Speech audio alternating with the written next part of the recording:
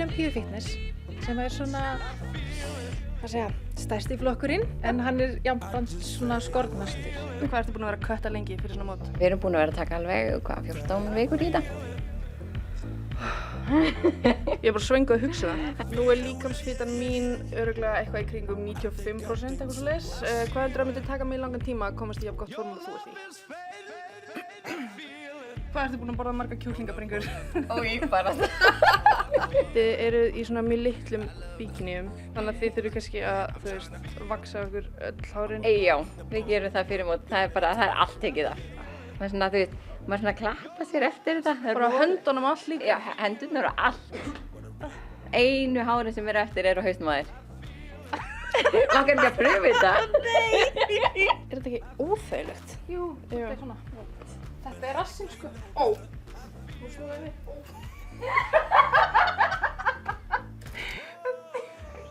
Ég og engin nærföt sem líta svona. Sko, ég á svona heima en ég nota það sem hurðarstoppara.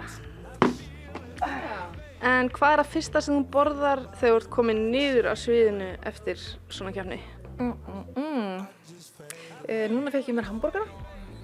Mínus brauð. Nei. Jú. Það er ekki hamborgari.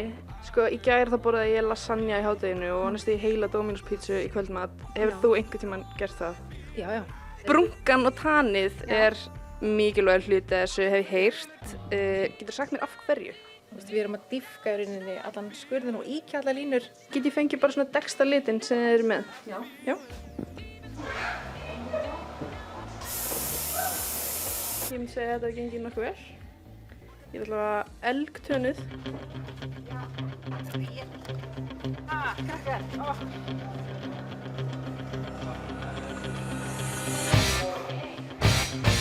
Mjög erfitt.